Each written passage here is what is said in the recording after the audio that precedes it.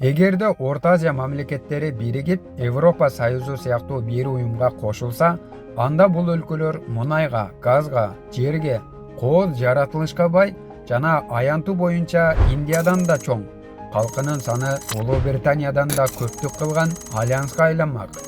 Мындай шартта бул аймак геосаясатта стратегиялык жана экономикалык жактан дүйнөгө таасир берүүчү уюм болмок. Бирок азыр андай эмес.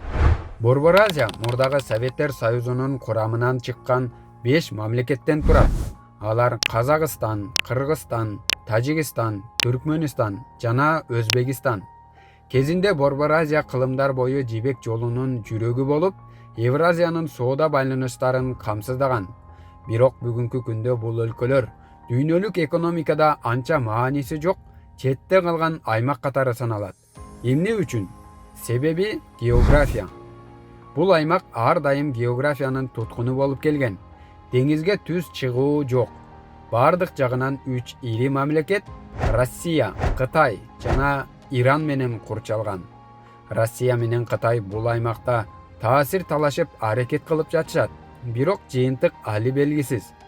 Ар бир өлкөнүн географиялык түзүлүшү өлкөнүн айыл чарба потенциалына, соода жүргүзүү мүмкүнчүлүгүнө жана коопсуздугуна түздөн түз таасир этет. Мисалы, дарыялар, түздүктөр соода жана өнүгүү үчүн ыңгайлуу болсо, ал эми тоолор, чөлдөр сырттан келген баскынчылардан коргонууга жөлөк болот. Борбор Азияда баары бар. Чөл, суу, тоо, мөңгү, керек болсо деңиз. Мурда болгон, азыр жок. Бирок булардын зыяны да көп. Жалпы аймактын 60% чөл.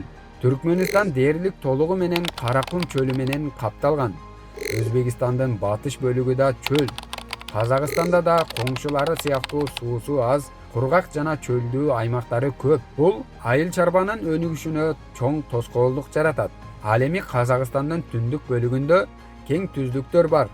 Бул жерлер буудай өстүрүүгө ыңгайлуу. Жана буудай Борбор Азиядагы эң маанилүү айыл чарба өсүмдүгү болуп эсептелет.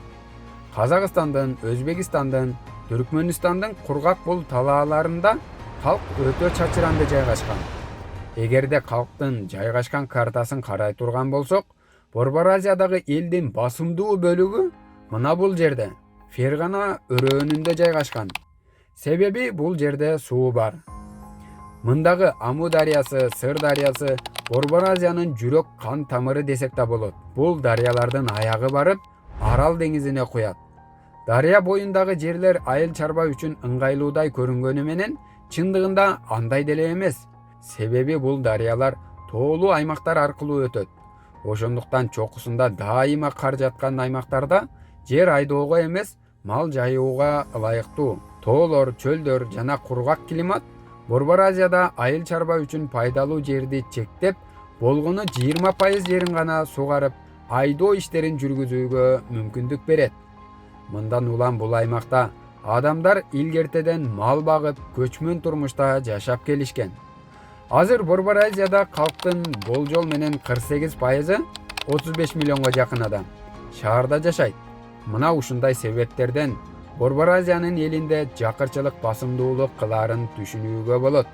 Бирок жибек жолу доорунда, тагыраак айтканда биздин заманга чейин 130-жылдардан 1453-жылга чейин өз мезгилинде гүлдөгөн байыркы шаарлар болгон.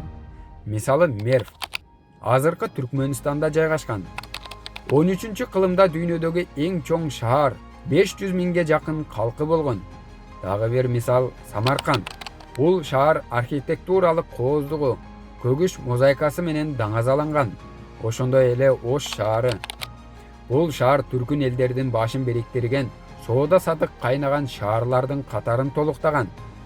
8 кылым мурда Борбор Азия дүйнөлүк экономикалык жана маданий борбор болгон. Бул аймактан фарстар, монголдор жана башка цивилизациялар өткөн. Алардын таасири ар кандай маданияттардын, этностордун аралашуусуна себеп болгон. Бирок Борбор Азиянын элинин негизги бөлүгүн түрк тилдүү элдер түзөт. Алар өзбектер, казактар, түркмөндөр жана кыргыздар. Булардын ар бири өз өлкөсүндө басымдуулук кылат. 19-кылымда Россия Борбор Азияны колониялаштыргандан кийин 1917-жылы большевиктер бийликке келет. Советтер Союзу бул аймакты этностук республикаларга бөлүп салат. Себеби советтик идеология боюнча бул өз алдынча улуттук аң сезим жаратып, коммунизмге өтүүнү жеңилдетмек. Натыйжада бүгүнкү Борбор Азия өлкөлөрүнүн чек аралары дал ошол этностук принциптер менен аныкталган. Бул этностук бөлүнүү бүгүнкү саясий реалдуулукту да калыптандырып койгон. Россияда 1917-жылы коммунисттер бийликке келгенден кийин бул аймакты толугу менен көзөмөлгө алып, Борбор Азияны этностук республикаларга бөлөт. Ар бирине улуттук тилде билим берүүчү институттар менен мамлекеттик структураларды түзүп беришет. Бул сырттан караганда жергиликтүү элдерге өз алдынча өнүгүүгө жол ачкандай көрүнгөн.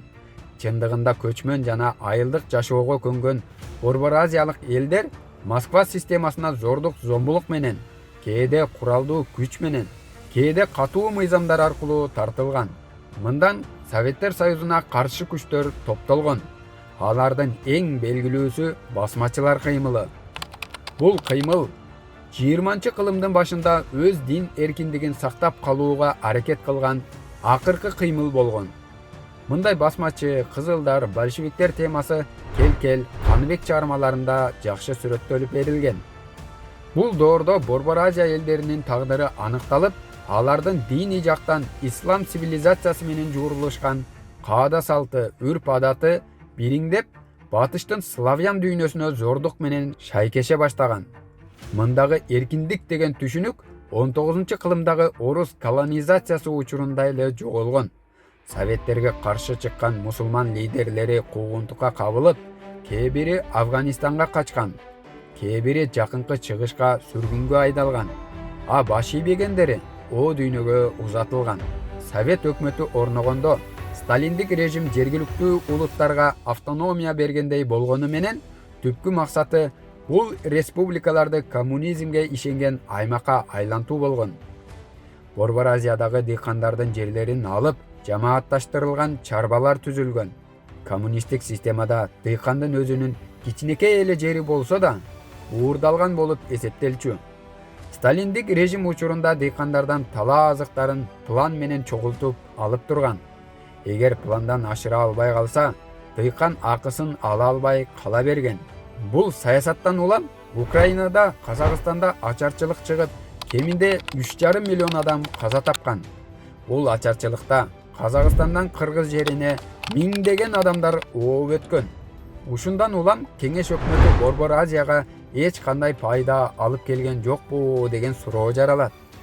Албетте пайдалуу өзгөрүүлөр болгон. Мисалы Борбор Азияда жол, темир жол тармактарын курушкан. Айрыкча Казакстан менен Өзбекстанда. Бирок бул инфраструктура Борбор Азиялыктар үчүн эмес, Москва үчүн курулган десек да болот.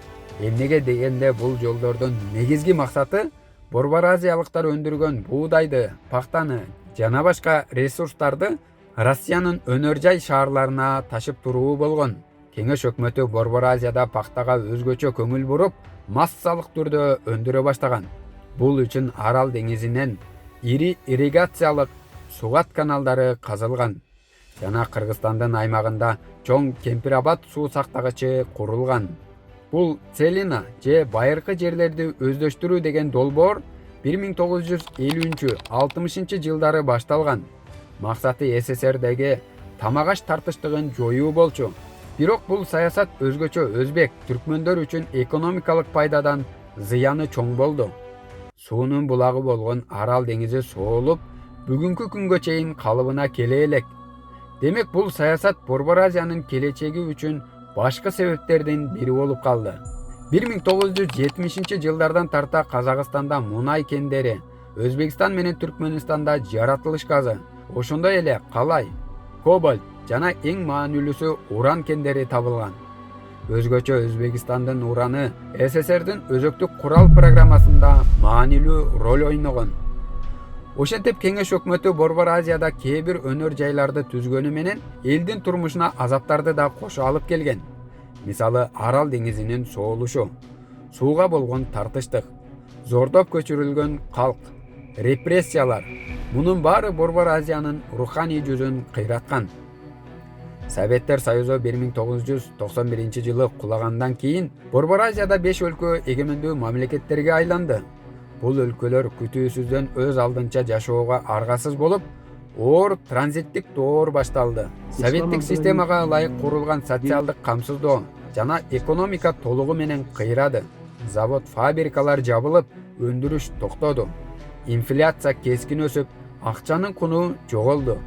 Эл жакырчылыкка батып, жапырт жумушсуздук күчөдү. Аймактарда ресурстарды талаптоноо башталды. Өлкөлөр экономиканы рыноктук системага өткөрүүгө аракет кылышты. Бирок өтө оор болду.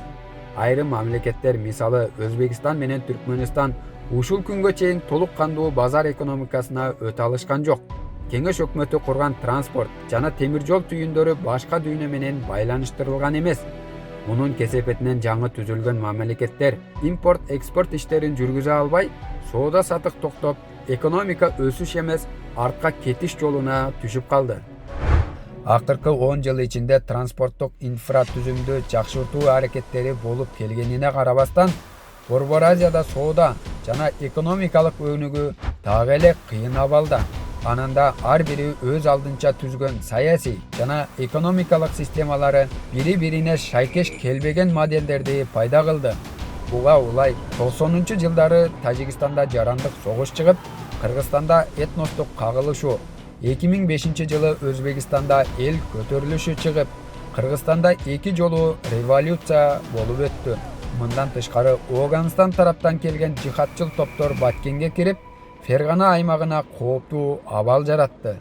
Борбор Азия өлкөлөрү белгилүү тарыхый роман Сынган кылыч китебинде сүрөттөлгөндөй чечкиндүү кадам жасап бириге албай, тарыхтын өзүнүн географиясынын туткунунда калгандай тагдырга туш болуп жатышат. Алар дайыма сырттагы державалардын ортосунда кысылып, чоң геосаясий оюндардын оюнчугу болуп калышууда. Россия бул аймакты 2 кылымдан бери башкарып, азырда өз таасирин тийгизип келе жатат. Акыркы 20 жыл ичинде Кытай Борбор Азияга инвестиция кылып, мунай, газ, уран жана башка табигый ресурстарды алып, таасирин күчөтүүнү көздөөдө. Бул геосаясий күрөштө Туркия түрк тилдүү элдер менен маданий жана тилдик жактан жакын болгондуктан, бул өлкөлөр менен алака түзүүгө абдан кызыктар. Бирок бул Россия менен Кытайдын таасир чөйрөсүндө бут тоскондой болууда. Мындан тышкары акыркы убакта АКШ менен НАТО да Борбор Азияга жакындай баштады.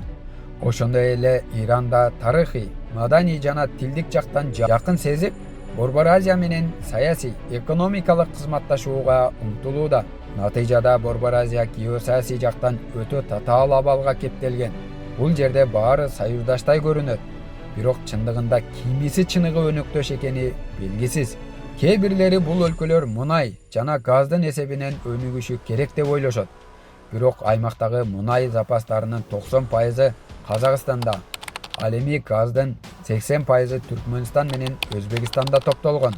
Кыргызстан менен Тажикстан табигый ресурстар жагынан анчейин бай эмес.